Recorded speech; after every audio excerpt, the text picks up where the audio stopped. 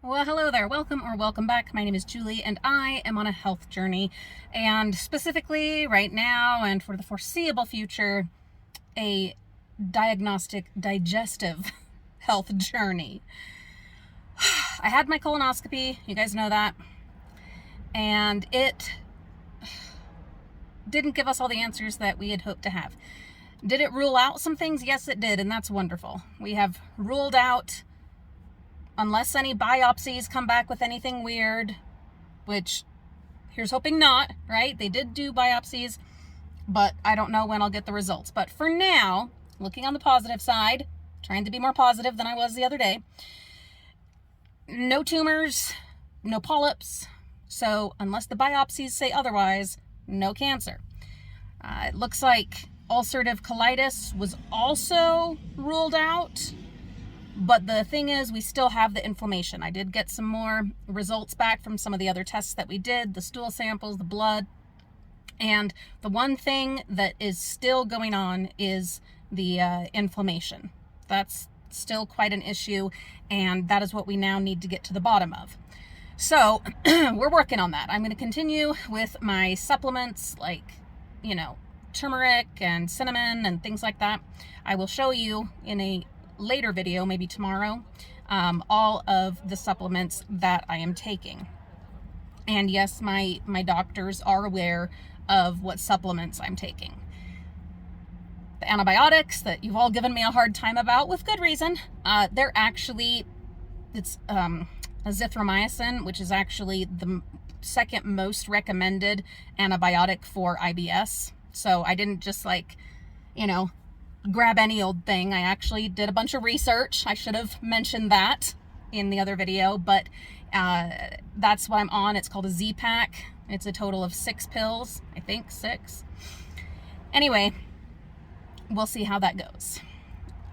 And I will definitely tell the doctor that I was taking those. There's a good chance that they were going to give it to me anyway. So, but I don't see the doctor again for a couple of weeks, and I wanted to go ahead and jump on it. Is that the smartest thing? Maybe, maybe not. But I did look up any contraindications and any of that before I started taking them. So anyway, all of that rationalizing and justifying aside, let's talk about the colonoscopy. It went really well. The prep was misery. But we went and we did it, and the main thing that I wanted to talk about with it is the power of fentanyl. There's a good chance that if you guys pay attention to the news at all, that you will have heard about how dangerous fentanyl really is. It is truly horrifically dangerous. People use it, recreationally and illegally and things like that, and that is terrifying. My fentanyl experience before this procedure was when I went into early labor with Mariah, my youngest, and they used fentanyl to stop the labor. And that stuff was so powerful. The second they had it in my IV, I was floating off of the bed. That was crazy. So it shouldn't have been a surprise that in having fentanyl for the colonoscopy as my sedation, that there would be some serious effects from it. And boy, there were. So we did the procedure. James came and got me. That's my husband, and we went home. I literally slept all of that day. So my procedure was first thing in the morning. I got home at like 9:30 a.m. I slept all that day. I slept all that night and still had trouble getting up the next morning. Yeah. And actually, if I remember correctly, I even napped quite a bit that day as well, that next day. So that stuff is powerful and terrifying. Am I so grateful that we're able to have, anesthesia and sedation? Yes, I am. I went through a phase. I get on these kicks where I get obsessed with different topics, and one of them was surgery and things like that before anesthesia, when all you had was like liquor or best case like ether. Guys, that's some terrifying stuff. When it came to being a surgeon, especially we're talking in the Civil War and times before that, what you hoped for was fast hands. And that's what, you know, these surgeons were known for, was their fast hands, because you had to hurry or that person was going to die of shock. Yeah. I got really obsessed with that for a while before. You know me and the morbid, the dark, the gloomy. That is my wheelhouse. So it is powerful, terrifying stuff. So this is just a kind of a PSA, just a, you know, throwing this out there into the wind. Be careful, guys. Please be careful. It's just all the time I'm hearing about people overdosing, and, you know, because something that meds they got illegally or whatever on the street ended up being laced with fentanyl and they weren't aware, or even just fentanyl, period, because it is so incredibly powerful and people misjudge it and end up taking it and dying left and right. And I know I sound like such a hypocrite because I'm taking antibiotics that aren't prescribed to me. And so if you want to, you know, holler at me about that in the comments, I will take it, because you're right. You're right. It is what it is. But there's a huge difference between antibiotics and fentanyl. So this is just my PSA about those kinds of medications, drugs. Please be careful. Please be careful. Man, that it really wigged me out and amazed me just how much it affected me as someone who, you know, avoids pain meds and things like that as much as humanly possible. And I only take that stuff when I'm just, you know, absolutely miserable. So obviously I had, you know, no tolerance, and it messed me up, really messed me up. So anyway, there's the PSA, and just kind of, you know, a be warned about what that is like, if that ends up being your sedation medication when and if you get these kinds of diagnostic procedures or other procedures done. Prepare yourself to just be out of commission the entire day and half of the next day. Just prepare yourself for that. Don't make plans for that day following your procedure. Don't make plans for the next day, if at all possible, because you're going to be wasted. Absolutely wasted. So there's all of that. Now, onward with the journal for today. Am I frustrated? Yes, I am. I had really hoped to have answers, and I did get answers. Let's acknowledge that. We were able to rule some things out. Like I said, unless the biopsies come back with anything wacky, we were able to rule stuff out, and that's wonderful and that's fabulous. But I had built it up in my head that this was going to be the end all be all, and we were going to have, you know, a clear diagnosis and a this and that, and that's not what happened. But we did rule out a lot, and I am grateful for that. I know I was in a really, you know, dark and gloomy place yesterday, and I appreciate all the support, the love, the encouragement, the commiseration, the empathy from all of you. I appreciate it no end. Today, I'm definitely in a better place. But as I've said on this channel, you're just going to get the real me, whatever that happens to be that day. You know, I'm not going to pretend to be doing well when I'm not doing well. And we are allowed to have down, miserable days. We are allowed to have pity parties. But like I said, let's don't put up curtains and, you know, get a, you know, new address for the post office here. What am I trying to say? Just don't put up curtains, okay? I had my pity party yesterday. It was what it was. Today, it's a new day. And I have a whole bunch of things going on today. So many things I plan to do today.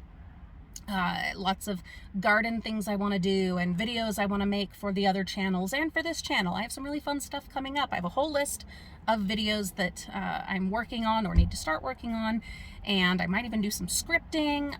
I've got plans, and I'm definitely mentally and emotionally doing better. So with all these other things ruled out, what does that mean as far as a potential diagnosis? Well, that means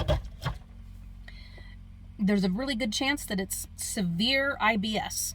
I thought we had ruled that out, but apparently we haven't. So that might be it. It's also possible that it's certain food intolerances. So tomorrow we are starting the low FODMAP diet. I have an order in at Walmart that will get delivered this evening, and we're going to start that tomorrow.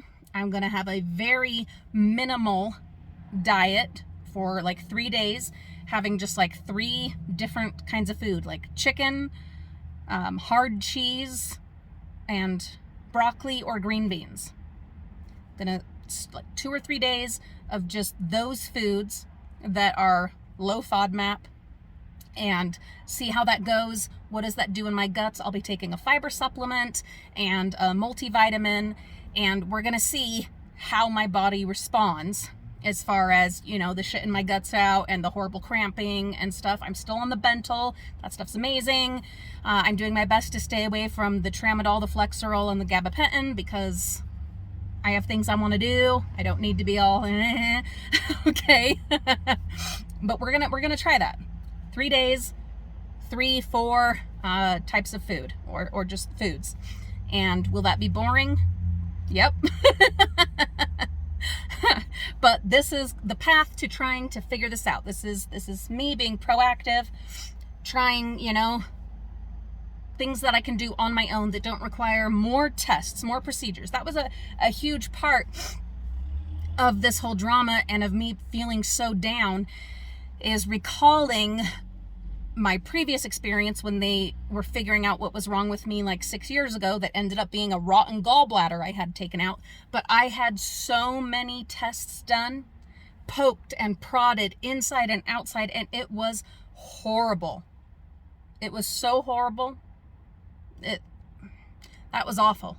It was so awful. And that's what I could foresee being my future, is having to go through all of that again. And I told my brother, I'm like, he's like, okay, well, what are they doing next? And I'm like, listen, I give up. I just give up. I am not going through that again. All those damn tests and sticking things inside me and pulling things out of me, and God, all of that. And just the thought of going through that again was really heavy. Okay, really heavy. And it really took me down. It did. Will I have to do those kinds of myriad tests again? It's possible. But what I'm hoping is that by doing this very restrictive low FODMAP plan for, like, you know, 3 days at a time with different ingredients, different foods, I'm hoping that I will be able to get to the bottom of it in this non-invasive, no tests or pokes or prods required kind of way. We're going to see how it goes, because I don't even see the specialist again for a few weeks. So why not try this on my own? Why not? If they're going to end up having to test me for all these other things, there's a chance they'll have to look at my ovaries and stuff like that. That's all I have left is ovaries. I had a partial hysterectomy where they took everything except the ovaries a few years ago. Yeah, they're probably going to have to do another transvaginal ultrasound and all that shit. And I don't even want to think about that, okay? And I don't need to think about that for a few weeks. So in the meantime, in the interim, I can try these other things, continue researching, being my own best advocate, being proactive, trying these low FODMAP foods. Like I said, I've got the order coming tonight with approved things, you know, and getting some exercise, doing, you know, my best to stay active and to get all the rest of the elements of my body healthy and strong to be able to deal with this. And then try, you know, through narrowing it down and ruling things out, try figuring out, is it another, you know, is it a food intolerance? Is it an allergy? Many of you know I'm allergic to absolutely everything under the sun. I have an insanely high IgE response. It's crazy. I was on immunologic shots for like 5 years to try to bring it down, which it did. It helped a lot, but really messed up my immune system. Anyway, I'm in a better place today, guys. I'm in a better place, and I'm being proactive. I had my pity party.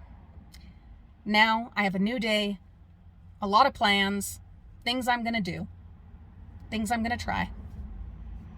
And I'm feeling hopeful. I don't want to let myself get too hopeful.